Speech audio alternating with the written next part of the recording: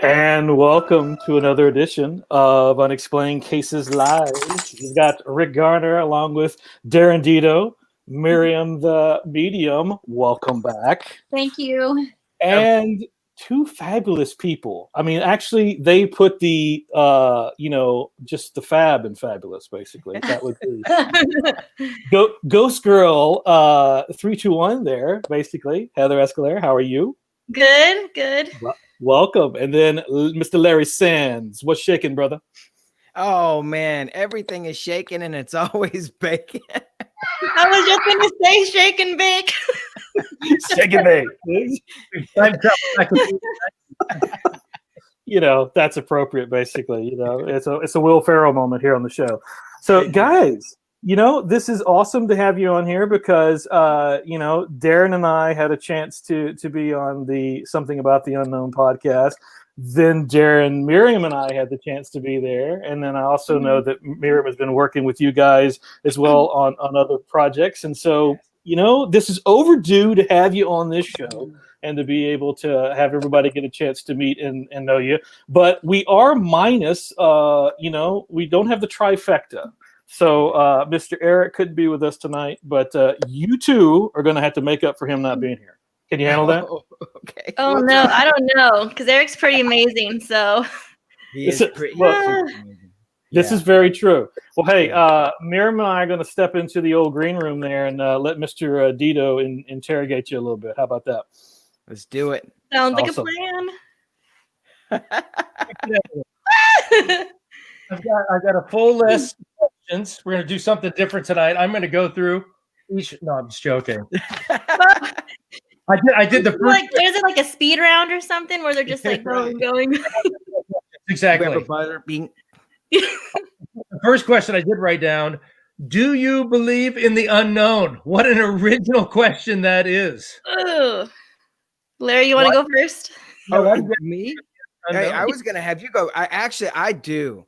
I do believe in the unknown. Yeah.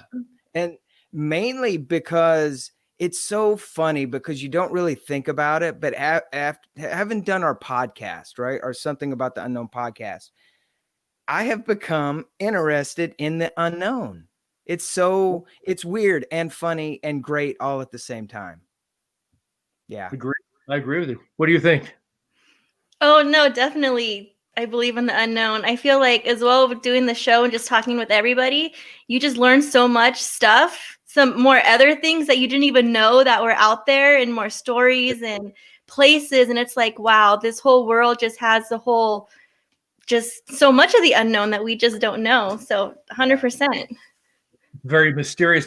Have either one of you had any type of a paranormal type of encounter or something that happened, a ghost, UFO sighting? Larry, if you want to go first, did you ever have some type of an incident that really got you interested in the unknown, if you will? Yes, actually, a while ago, I had worked at Universal Studios Hollywood in the theme park, and a bunch of us, and as a performer, so a bunch of us in the entertainment department had gone to this guy's house. We had worked with him. And because he was always like, oh, yeah, I've got this ghost and I've got, all kinds of crazy stuff. I'm like, OK, cool.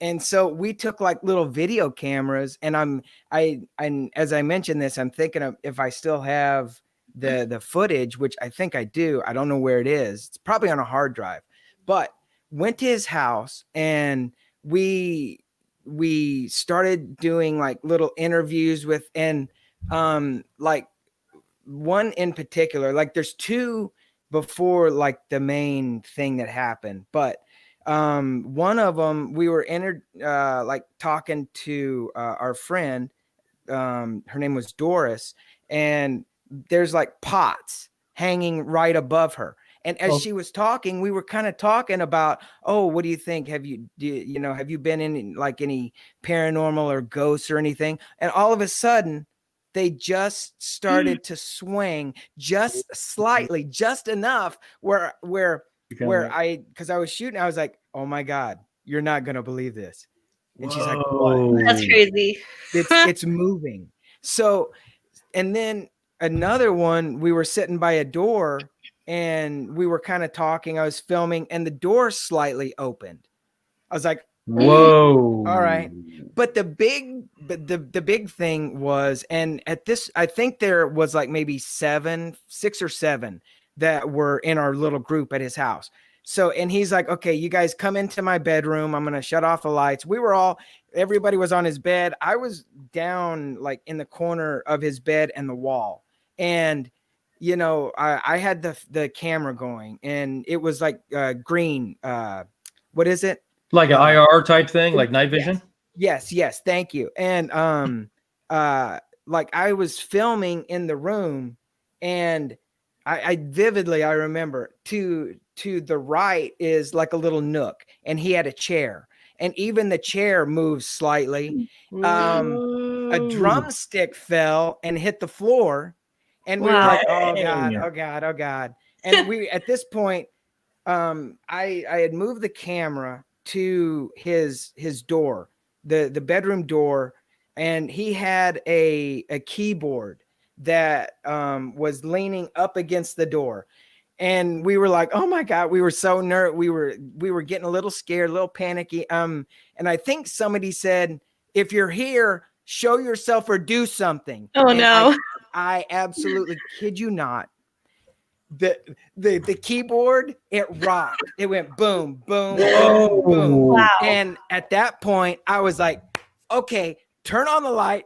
I'm out of here. And dang, that's crazy. We stood up. I literally, because we had like a rosary we were carrying. I was like, okay, this is it. Whoever's here, you're able to leave. Go to the light. Please leave. And I gave him the rosary. I was like, dude, thank you for having us. We're out of here. Man. Wow. Yeah. Oh yeah. Wow. Heather, do you have anything like that at all?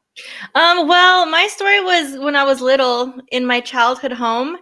And I just remember one night I was sleeping, but we had this hall, little tiny hallway, and the light was on. But my door was kind of cracked shut, so I can kind of see a little shadowy, like you can kind of see.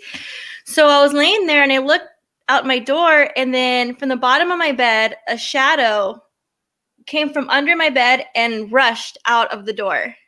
Whoa. And I just kind of froze. I mean, I was young, so I wasn't really sure what it was. Or I don't think I really even thought about it much. I was like, oh, shoot, like what just happened? And then a few times in the same hallway, the light would turn on and off. And the switch was like a heavy switch. And when you turned it on, it clicked. So it's not like so it would click. So it's not like the bulb was loose. Right. You actually had to, you heard the click, and it would go on and off, on and off, on and off. And I was like, just pretty crazy. Ooh, I got like the hair standing up on my arms. There's a couple of really good stories. Yeah. I guess I should have backed up, because you guys are in different parts of the country, right? So how did you come together to put the podcast together? How'd you meet each other? Okay, so it really It's like, okay, let me back it up. Yeah. So how did you guys do it? Well, the whole story began. Eric and I, we've known each other for like 20 years. We met in Los Angeles. We met at church actually. Oh, and which is weird because Eric is like the biggest horror slasher, blood everywhere watching horror film fanatic. He loves horror films. But we actually started our other podcast, our something podcast, which is a creative podcast. We talk to actors and filmmakers and writers and all things creative. Oh, cool. I think it's been a year ago, right, Heather? Yeah, it's been a year now. Yeah. I guess in 2019, it was coming up around Halloween, and Eric and I, we were kind of like, well, yeah, let's try to get like some ghost hunters or ghost investigators on the show. And so Eric and I, and we got on Instagram, and we just started, like hitting people up. Sure, and not many got back to us. I think it was one, and you're looking at her right there, Heather Escalera.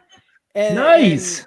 And she got back to us, and we had her on the show, And then I think once we got her on, I think there was a couple more people that had contacted us to get us to come on. But with Heather, you know, Eric and I, it's funny because Eric and I kind of like read each other well. And as soon as we had Heather come on, and she told us all her history of how, you know, she got into paranormal investigation. And as soon as we got off the interview, Eric calls me, and we normally get on the call after every podcast. Sure, yeah, of course. And he goes, dude, you know what I'm thinking? I'm like, I know what I'm thinking. We should actually talk to her about, I don't think it was doing a show at that point, but we did our very first live ghost investigation. Oh, the live stream. Instagram. Yeah. Oh, nice. Yeah. Oh. And that was pretty amazing. That was awesome. That was, and I'll let so Heather was investigating. You guys are back, you know, in your studio, so to speak. Heather, where were you? Where were you investigating? It was me and my friend Jessica, and we went to the cemetery, not too far from where we live. And we had gone there before with a paranormal group, and we've had some really good like activities. So we're like, oh, well, we'll just go there again because we had really good responses the first time we went. So then we went to the cemetery, and we just went ahead and started doing the live show, which was a lot of fun. And I was like so nervous. I've never done any type of live show, but it turned out really good. And the evidence we captured was pretty epic, I would have to say, because it was live. It was live. I mean, so everybody was watching. When you say epic, was it visual? Was it sound? What type of evidence? It was visual. Epic? It was visual. Okay. I used the mag light, which is it's this flashlight, and you just kind of twist it where it barely will turn on. So the spirits can use their energy to turn on the light.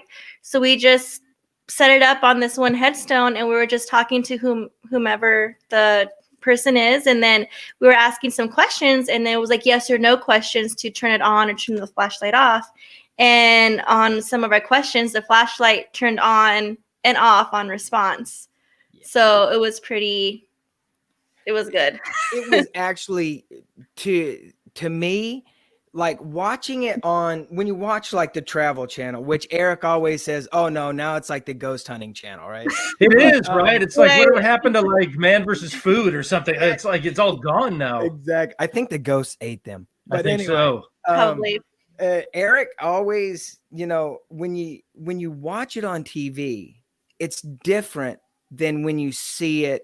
Like even like when you know that it's live, right? And this has happened since like when Heather and I were together, but I was blown away, and I couldn't fathom how that was like. It was absolutely amazing. I mean, even just thinking about it now, it kind of makes my like little tingles go on, because you know that was like my first experience in the unknown, like paranormal investigation with Heather. Shortly after that, I think Eric and I proposed to Heather doing something about the unknown. All three of us getting together and doing our podcast. So it's pretty cool. Actually. And honestly, like I was so surprised when I saw the message in there. I was like, oh my gosh, wait, what? So I was like, I told some of my friends, and I'm like, I don't know. I can't believe they're asking me this. This is so cool. And then I'm like, you know what? I'm just going to do it. Why not? And look how far we've come. I know. We just celebrated our 1-year anniversary back, what, in December or November?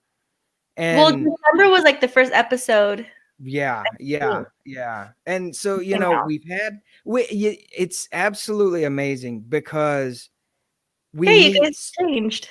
We meet so many different people, like with you guys, and everybody has been so forthcoming with their passions about the paranormal, you guys. And we absolutely love you guys because we want to get more into UFO stuff. And I think, you know, this is one of the things where I think and it's okay to be skeptical of like, oh, well, you're a podcast, you want us to come on, you're going to make fun of us, you're going to be this and that. And I think that was one of the things with Eric and I in the Something Something podcast about asking paranormal investigators to come on, because maybe we were going to have them on and be like morning drive time talk show disc jockeys going, oh yeah, the unexplained and the paranormal. Oh yeah, right. And that was never it. And I'm glad Heather just said yes to everything, because now we're like yes men and yes women. We just go, okay, let's just do it. We just That's right. Heather's so agreeable, So yeah. Actually, Darren lost Wi-Fi, so that's why he disappeared and I came I was in. like, wait, you guys changed. It's Rick. Yes, you just thought Darren was going to be interrogating you. Now it's me. So. And I didn't even have to say the special word that I don't really want to say because we might be cut off. Because remember the last time we were on with you on Something About the Unknown, I said does anybody else want to say it? Because I really don't. I don't want this thing to crash. The MIB? Yes. Thank you. Yeah, you start doing that basically, and I'm going to start hearing some clicks in my earbuds here and stuff like that. We're going to be Darren's Wi-Fi got turned off, so that could be. Hey, you know what? I always think of it as every little thing. It could be something, know. Well, people look past things so many times, but it could actually be a sign, or Well, I just think it's just because it's y'all, basically. Because anytime it's like there's the magical combination. So. See, well, so let's talk a little bit more then about the podcast, basically. I mean, like what I think I just heard celebrating a year. So looking back over a year's worth of content, what topics have you guys covered basically during that time? I mean, the unknown is a very broad and deep reaching area. It is. I think we covered a lot of paranormal. And honestly, it's been a little bit difficult to try to find people for like UFOs or like Bigfoot. We've reached out to a few and just nobody really seems to contact us back. So we're not really sure why, but we did do a lot of like paranormal and it was really good. Yeah. One of the things too about dealing with, I love Instagram because you can, and you may know this, Rick, about like gatekeepers, how you had to go to, if you wanted to go to people and ask for an interview, there had to be certain channels. But with Instagram, everything's kind of like the Wild West, but it's really cool because people don't have to answer. But we were really surprised by some of our paranormal guests. I know that I know for me, because I had reached out to Paul Eno. That was I was watching the Travel Channel and it was doc about the Warrens, right? And I saw Paul on TV and he's like, I was with them, at their very first cases, and I was like, you know what? Forget it, man. I'm gonna send Paul Eno. I'm gonna send him an email and just see if he wants to come on. You're gonna go for it, right? I'm gonna go for it. I'm gonna do it. And oddly enough, he responded back that he would love to be on the show. And I almost started crying because I was like, what are we gonna do? Is this for real? It's really happening. It is. But he was so cool. Yeah. I mean, just to be able, to have, he's really an iconic paranormal investigator and demonology. And speaking of demonology, we had early on, we had Pastor Joe. We do another podcast, a Christian podcast, and Pastor Joe is our resident pastor of that one. And but he came on the Something About the Unknown and talked about possession because he's been a part in possessions. And so exorcisms, I guess, is Right. the correct term. But it was absolutely amazing. And then Patty, now Oh, Patty this is, Negri. yeah, Oh, I was pretty happy for you, Heather. I Yeah, was so excited. I think she was the first, like, really well-known yeah. one to come on our show. And I remember I sent her a message, like, I'll just send her a message. We'll see what happens. And she messaged me back, and I was like freaking out. She gave me a phone number. So I'm like, okay, cool. So I told the guys, and I'm like, man, I really got to call this phone number now. Like, I really got to do this. So I call the number thinking it's going to be like a secretary or a voicemail, you know, or something. And I'm just here at home, and I call it, and she answers the phone. She's like, hello. And I'm like, hello? Totally freaked out, totally fangirl, didn't know what to say. I was like, this is Heather from the Something About the Unknown podcast. Like, oh, but she was so cool and she was so nice, and we had her on, and it was a great experience. Yeah. With her. And worth mentioning too are two really big guests were Daryl Marston and Brandon Alvis from Ghost Hunters. Right. And I tell you, you know, we got to interview them, and you know, Eric and I are filmmakers, right? By trade, I guess, before the unknown. But it was interesting because we got to talk to them not only about how they go about doing paranormal investigation, but then Eric and I got to interview them, or talk to them rather, about their process of how kind of like how behind the scenes are. What's it like on set? How did they go through the process to get onto Ghost Hunters? So I mean, it was it's been, man, you know, it's just it's whole journey. Awesome. It really has, you know, and in addition to that, we've done like numerous lives, Instagram lives, and it's been really great. And I mean, looking ahead, you know, we're putting some series stuff together with different people that we're reaching out to on Instagram, and we're kind of expanding on the unknown, you know.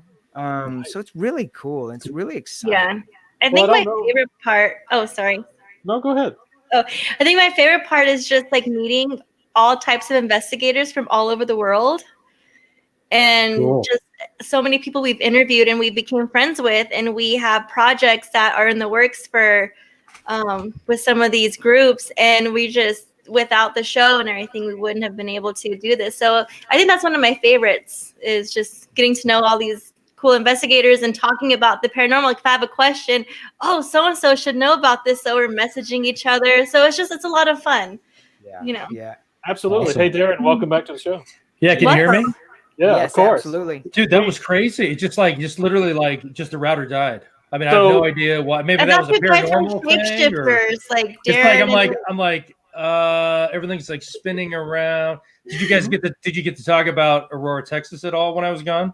No. I was trying to save that for you because that's the good transitional piece right there, basically. Oh, I appreciate that. Yeah. So for tonight's remote viewing, you guys picked the infamous Texas Roswell incident, if you will, right? Now what do you hope to learn? I mean, you want to figure out what the heck happened, or what kind of answers can we provide tonight? Heather, do you want to go first? Or you want me to? Because I was like, I've been watching like some YouTube videos and like different interviews with some people and stuff, and I think I would want to know if they really did bury the alien in the cemetery, and if that was because it's an unmarked grave. And then too, I guess they had put the pieces of the UFO crash in like a well or some type of hole or something. So I think those two main things for me is what I would really like to find out. Yep. And I mean, I second that as well. There's so many, but see, that's what makes it so interesting. And I'm really excited about watching Maryam do her thing. Oh, absolutely. You know, we're always excited to watch her do her thing. You know. Maryam. Hello, Maryam. Hey, early on, you know, we had her come on the show as well, and she was talking, we had interviewed her, and then she was helping Eric with some stuff, and then she even spoke to me and things that I see and have known. And I tell you, Maryam, you have an absolute gift. Mhm. Thank you. You really do. Definitely. And man, I tell you what, I see, I go off. I'm not I guess I am a tangent person because I'm so excited about what we talk about. And it's very special whenever, and I'm always in awe of people that come on our show and share their passions and talents, And so, like, I mean, even watching you guys like do your thing it's absolutely amazing as a filmmaker, and then also as like an interviewer, and it's just I love watching Unexplained Cases. I second what Heather said. I can't wait to see if there's somebody really buried there and what happened. Yes, Yeah. what it is. Well, before we get to that, as people who know our show knows that A tantalizing treat, if you will. we The best part. a cornucopia of crazy, basically. Let's bring in Hey, don't call Angela. me crazy. Hey. Hi.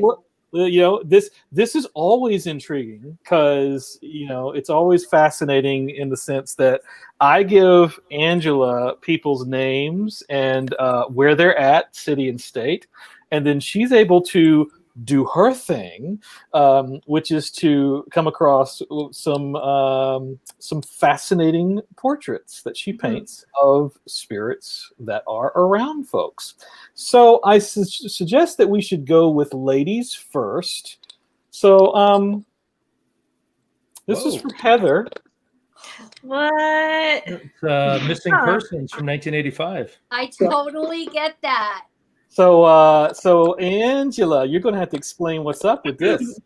Okay, well, she is a generational spirit guide. So she's been with your family for many years, if not hundreds of years. Oh, wow. And she carries the healing properties of water and earth with her. And that's her hair kind of floats around like it's in water. That's why it's so blue and it's floating. It's like it's the way it looks like. And she's Gorgeous. Mm-hmm.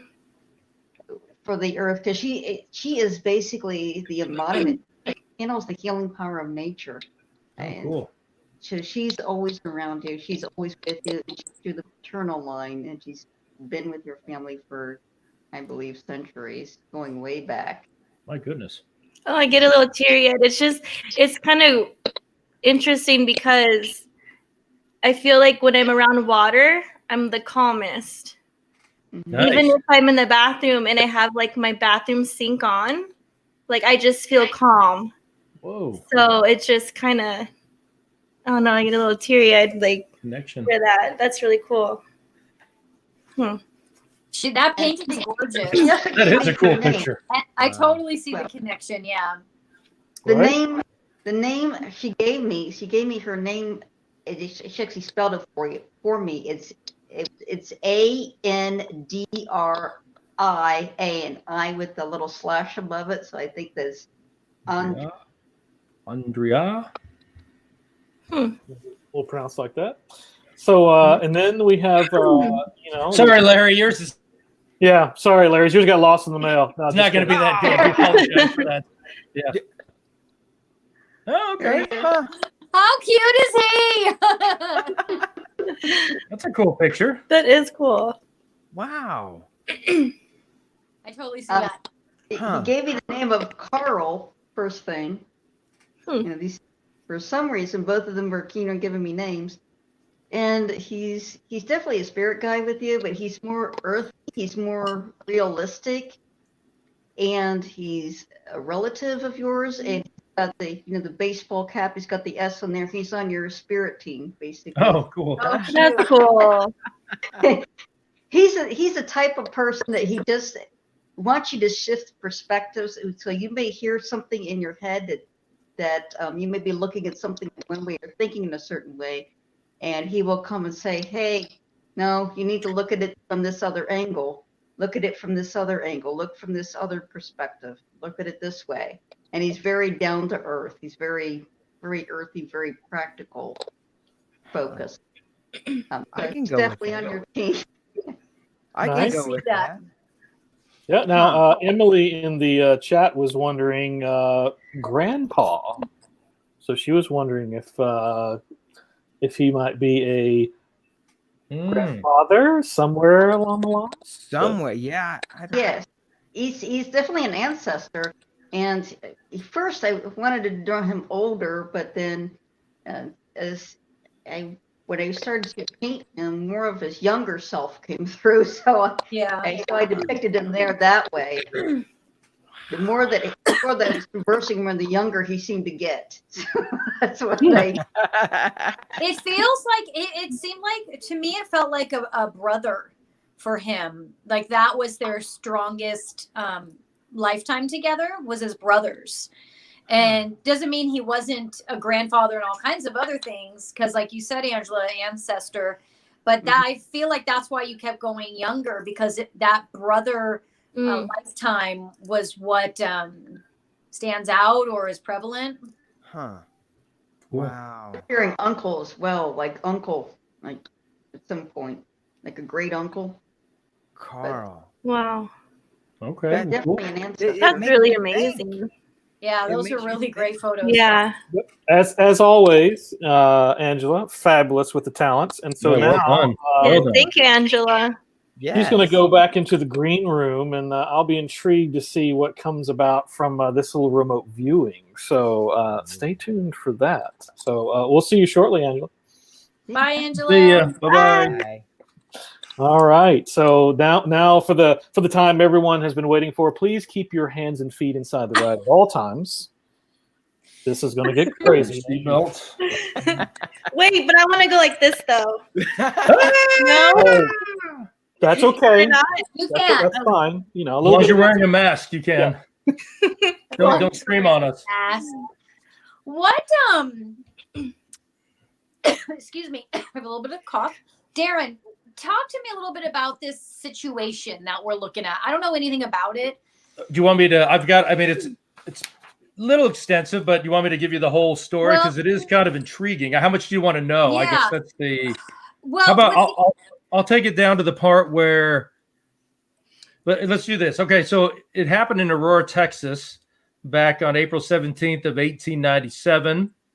The story goes that an airship that was cigar-shaped crashed to the earth, hit a windmill on the property of a Judge J.S. Proctor, burst into flames, big mess. People went out to see what happened. They said the pilot was not of this world. Sadly, the individual, alien, if you will, did not survive the crash. The townspeople later named the alien Ned, which I love that. The being was buried in the Aurora cemetery with a Christian burial. How about that? Townspeople reported that some of the debris from Ned's ship was buried with him, and the rest of the wreckage of the UFO was buried on the Proctor land. And so maybe that's a good point to kind of, stop. There's other aspects, some twists and turns, but maybe does that give you a little bit of background? Maybe yeah, what's interesting about alien cases is I'm noticing it's okay to give me information more than not, just because the information that we have is human based. You know what I mean? And with haunted experiences, it's also human based, obviously, because it's just us. But I mean, those experiences are a little bit more tangible, believe it or not, than UFO, right? Because you have the whole, is it being covered up? Is it, did they really see what they thought they saw? All that stuff. Okay. So, and I heard the questions you guys had are, like, what were the questions again you wanted to know? Was someone actually in there, or what? Sorry. Right, like in the burial site. All right. Let me do this. Any names of? Well, the guy's land was Judge J.S. Proctor was where the windmill got hit, and then there was another guy that ended up buying the land named Brawley Oates. I guess that's how you say it. So those would be the couple of big names, except for Ned the alien. which I don't think that's his real name, but it could be. That's the cutest freaking name in the world. I know. Why Ned, is it I'm so like, I don't cute? know who came up with it, but it's a pretty sweet name, though. Oh my God, it's so cute. It's very, when you meet someone, and I'm going somewhere with this, when you meet someone and you'll say either, oh my God, that name totally suits them, or that name doesn't seem to fit them. And you'll do that with animals too. There's something to say in that. And I think I know that when that reaction you and I both had, Darren, to what a sweet name, says something. And that right there triggers a sense of truth to the situation.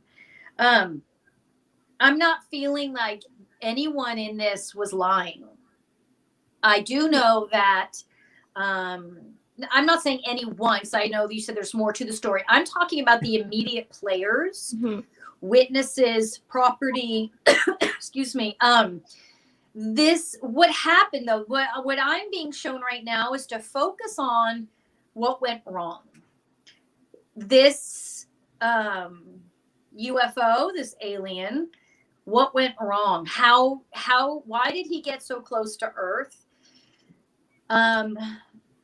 He died before impact. Oh, okay. And the death was due to oxygen, losing oxygen. There was a not portal. There's a dimension. Yeah, it came from a different dimension and zoomed into 1897, maybe. There's a dimension that he crossed. Not time travel. It's a different dimension. Excuse me. I mean, obviously, people would be like, well, it's an alien. Of course, it's a different dimension. But bear with me for a minute. Different dimension that... so this particular alien family, which I'm sure most of them, but I won't speak for everyone. They actually... Okay, they're saying they do time travel. We do that. But... and I say that loosely because they're also saying that our definition of time travel isn't what we think it is.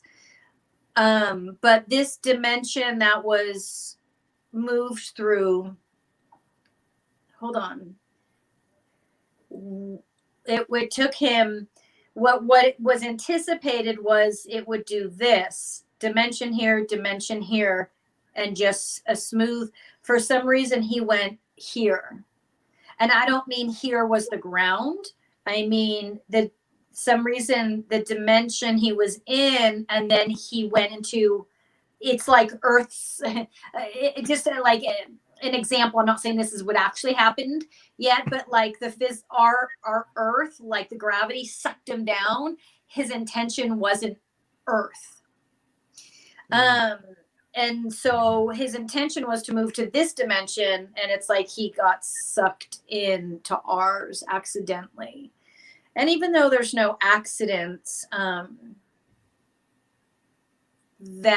because obviously it opened this up, that was an accident. I mean, it was meant to happen for Earthlings to have this experience, but this poor alien was not intending to crash on planet Earth, especially since we are so low vibration comparatively. And but I'm being told to send out gratitude for what these people did. They were surprised that they took this situation in and didn't run scared. They were surprised because Earth is not, and Darren and Rick know this, and whoever has watched a lot, Heather, you say watched a lot, you've probably heard me talk shit about planet Earth. It's not me. It's, these different alien families seem to all have the same thing in common, that, we're low vibration, and it's true. I mean, I won't start preaching, but, there's very few alien families that aim to land on Earth, okay? Because Earth is polluted, it's low energy, it's vibrationally low. There's nothing enticing to an alien about Earth, and I get that. But aliens that manage lower vibrations, that can handle Earth's vibration, Earth's pollution, Earth's anger, Earth's violence, they'll have no problem, coming along and stepping into bodies, stepping out of bodies. Don't freak out. They're not body snatchers. There's just this energetic fluid of, they just kind of experience for a moment through a being and then they step out. So he wasn't a threat, because a lot of people think, oh, these aliens, they're going to come cause harm, take the world over. I mean, he was just kind of doing his thing, and he decided to pop into, well, he didn't decide. I guess whatever it chose his path to Texas did it for him. Nobody wants our world. Everyone needs to. Are you saying that Independence Day is not true? Are you serious? Let me tell you this. This is like if you lived in the slums of any big city, right? If you lived in the slums, and it's like the people living in the slums are like, they want to take over. Nobody wants to live there. Nobody wants a part of that. Nobody Okay. Sorry, they're telling me not to get emotional. I get emotional because I've communicated enough with other alien families, and it's ridiculous. Human beings are just incredibly arrogant with their delusion of how great we are. We are ridiculously solid humans that have no concept of what we are capable of. And on top of that, the level of violence on a daily basis to animals and humans is overwhelming. And what we put in our bodies and how we treat our body. Anyway, I'm sorry. Okay, they're telling me not to keep going. I'll stop. Their point being is no one wants your planet Earth. Stop. Nobody wants planet It's all good. Earth. There's nothing. Here's the thing. There's nothing we can teach them. There's nothing we can teach them. It's about what can they teach us. Yes, they are enlightened beings. Okay. And once people start to get that, once they start to step outside of their ego, thinking that somehow human or mankind is once you understand that aliens come here to either be of service or they end up here accidentally, or they function at a low vibration and they're here to continue to raise chaos.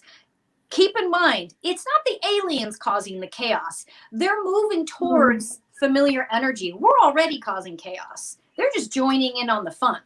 It's not the aliens' fault that shit happens here. Okay. So anyway, yes, Ned is real. Yes, this actually happened. Yes, I don't know if he's buried there, and I'll tell you why. Something was buried there. And it was his body was buried there, but then they removed his body. I could not they, humans, his family. Oh. But I'm hesitant because I'm also feeling like there is something there. So I'm not really sure what's being communicated to me, the interpretation of that, because there is evidence there. It's not the evidence we think. Could it be the ship? If there's something in the ground, could be the debris, not necessarily a body. Could be. Okay. But the body, not to sound gross, but like it could be a piece of the body was left, because they're saying they came and got him. I may not be interpreting that correctly. They're saying we came and got him. Okay, hold on.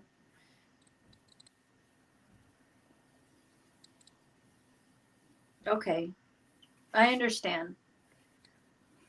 This loss was very hard on this family.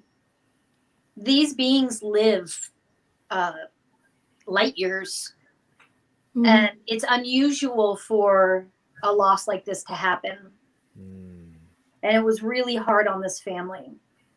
And so they came down to honor him. There's anger. We have a lot of anger. We have a lot of anger for pointed at humans and pointed at Earth. I understand. I hear this from a lot of different families. I understand. We're angry. And we're angry because had Earth's vibration been just a little bit different, it wouldn't have grabbed onto him. Whoa. But Earth vibrates at we vibrate at a lower vibration. I'm not saying the planet Earth does. I'm saying the beings on it. So there's anger that happens. So tell me, what did you come take? What did you come down and do? I can't make heads or tails if they are saying they took something back. Don't know if it's, and I'm hesitating because I feel like you could dig something up. Maybe it is just parts of the ship. But I'm also hearing them say very clearly they came and took him back. We weren't going to leave him there, although we appreciate what was done. That's not his home. Hey, Jordan said there's still some debris that's underground that still remains. So maybe that is, That may be what I'm feeling. This was heartbreaking for them. You have to understand that when an alien passes, that's rare. That's rare. And typically it has something to do with planet Earth when aliens pass. Huh. And although there's an understanding, there's still healing that they have to go through. This for them, they say Earth turned this into a circus, and it's a show and tell. We appreciate those that believe, but that's not. If you believe, okay, hang on. This isn't me, this is them. So for those that know, if you believe in us, if you believe in our existence, if you care at all about us, stop just looking and reading, but do something. Make planet Earth better. Do something. Stop just watching and then going and turning around and destroying the Earth and destroying your bodies. Do something, because you understand that every time an alien dies, it's because of humans. And people don't understand that, and people don't care. They're busy looking at them like they're circus freaks. And like it's fascinating. Yet we don't do shit to change anything or to stop the destruction of them. So at what point are we going to stop telling stories and conspiracy theories and just connect? Connecting with alien life is no different than connecting with spirit, with ghosts, with demons. It's just energy. And at what point are we going to support the other life? Instead, we just talk and wonder and look. Heather, you're incredibly intuitive, and she's coming into that really strong. Heather, your intuition and your ability to communicate with alien life is powerful. Wow. So, Larry, they're saying Larry's just a big antenna. Larry's just like this big antenna, and he just doesn't know who's saying what when. It's like the comment I made yesterday. It's like this Zoom call with like 15 people on it. And he's like, I don't know who to listen to. Hang on. But they're speaking specifically to you two right now. If you want to do more for us, then you change your vibration, what you eat, how you treat the earth, how you live your life. Because at that point, we can communicate and we can do things to make things better. We can do things to improve. But understand, no one wants to be a part of Earth. And honestly, everyone should be insulted. I always am. I get it, but it's insulting. So what are you going to do so you can be at that level? This just in, we have a sighting of Ned there, Maryam. Angela dropped in. You can see that is pretty cool right there.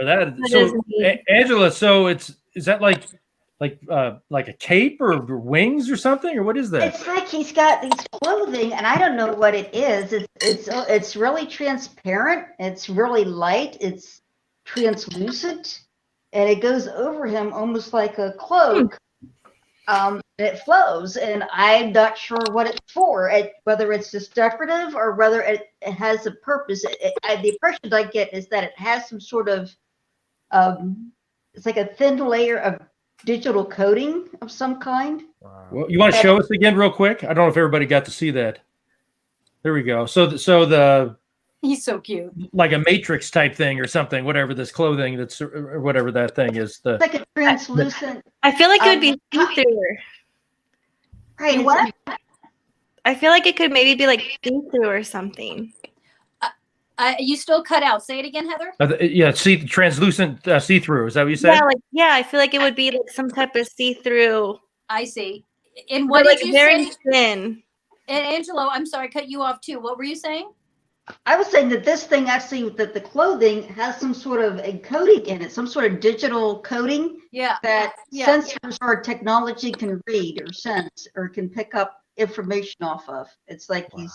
Yeah, so aliens don't have the physical, so the human form is incredibly dense, and it's designed to be incredibly difficult to penetrate energetically. It forces humans to remember who they are, and it takes layers and layers and layers to get through the human form. Aliens have already been through these incarnations that have now allowed them to vibrate energy, and there isn't a need for clothing. And so what both of you, Angela and Heather, are saying is accurate. Is they are covered in energy, for lack of better words, and vibration. And they're saying it's similar to, say, solar panels, because you have to understand, when you are an alien form, there are lower vibrations of aliens, of course, but the families that I'm speaking about have the higher vibrations, and so everything is energetic and everything is bouncing off of itself. And others can read it, and can our sonars and solars pick up on them? Yeah, it can. But you have to understand is, once humans breach this level of connecting to these higher forms, humans don't have the capacity to take in the information and knowledge that aliens carry, right? So it's very much like if you only speak English and you end up in Japan and someone's standing in front of you and you have no clue what's being said to you. That's what it is with alien life. And so humans wear clothes. I don't feel, I'm being told, there's really any other life form that wears clothes. I mean, this is how Neanderthal we are compared to other life forms. So that energy, the translucent wings, whatever you want to feel or see it as, it's like how I'm trying to describe it to you guys is a way that's not like, woo, interesting or weird, or it's not. It's just energy. It's aura. It's aura that is kind of manifested onto the body. It just is, and it's something that can be seen and felt energetically. To actually manifest into a human form is something that they don't always do. Sometimes they're in that human form, sometimes they're not. But the fact that Angela's able to see the human form, speaks volumes of Angela's ability to be able to cross that dimensional layer and see that. But so you that was beautiful. He's so cute. Hey, real quick, Stacy had asked, do you know where that came from? I mean, what galaxy, or, I mean, I don't know how you would be able to channel into something like that. Well, I mean, I just asked the guys I'm talking to now. I have never really, I've always said that I don't focus on facts, because then we start thinking with our head brain and we start trying to make sense of everything. These solar systems that they come from are so far, and some of them are so small that we can't even see them, and they don't use language. So it's like they're showing me letters, not words like, again, humans use, because humans are lame and can only communicate with words. They can't figure out how to communicate energetically. And so I use the word lame. They didn't, just to be clear. So they're showing me like these different letters, and that it's this small, this is like if you had someone who understood science, like maybe I could point out, it's just this really small planet back here, and we're all up here. It's not a small planet, meaning size, meaning how many beings they are encompass it, just like it looks super small from where we are. Makes sense. No, I could see that. But they're saying a relation to Saturn, not that it's not Saturn, but there's a relation that we have to Saturn. Interesting. You say Saturn, and Jordan had said Pluto. Okay, well that's kind of cool. All right, something's going on then. So who knows? And they're not lizard people, correct? No. No. Okay. I just had to throw it. It's a joke. I've got a question.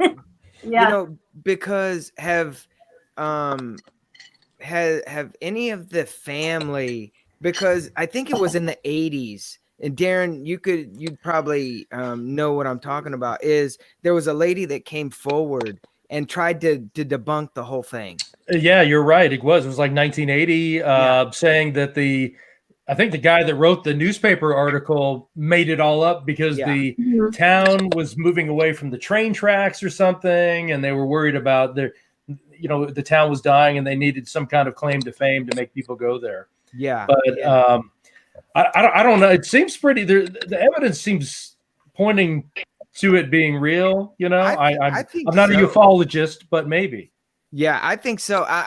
My question to Maryam is, do the alien family, did they try to debunk something like that, to cause like a diversion away? No, I think it's important that people that follow, I want to use the term like conspiracy theories with aliens in particular, is, again, these alien families, except for the lower vibrational ones, they don't want to have anything to do with us. And so they leave it alone. So like when they came back to take his body or take whatever I said they took, they did it at a time when, and in a way, so they would never be seen. They know how to do that. So this is, no, they don't, this is our problem. The fact that we don't understand them is our problem, not theirs. Yeah. And they know that. It's not for them to fix. We are almost out of time. I knew that this was such a deep topic that we could go on for quite a bit. Angela, as always, thank you so much for providing a picture of Ed. Thank you, Angela. Absolutely, that's awesome. And people can always go to her Facebook page to get a portrait done. And in the final few moments left, Larry and Heather, how can folks find Something About the Unknown? Yes, where are you? Well, go ahead, Heather. You wanna? Oh, well, we're on Facebook at Something About the Unknown, and then we're also on Instagram at Something About the Unknown. Yeah, and then you have Larry Sands. Larry Sands too. Yeah, on Instagram and Eric, Facebook, Eric Kasloff. And Ghost Girl 321 on Instagram. And really quick, you can hear the podcast on every platform. We're on Amazon Music, we're on iHeartRadio, we're on Spotify, Stitcher podcasts, and iTunes podcasts. Anchor. So we pretty got it. We got it covered. Just Google us. You might see some really cool stuff, and you'll see this fabulous headshot of Larry. It's just great. I love the headshot. I was like, it was a good shot. It was a good picture. Guys, y'all are awesome. I'm sorry that we're out of time here, but my goodness, y'all are fabulous. We've been looking forward to this. So nice to be able to catch up with you. Yeah, it is. It was awesome. Amazing topic. Thank you. This is amazing. You guys are amazing. Thank you. Absolutely. Everyone, thanks for joining us. Have a good one. Good night.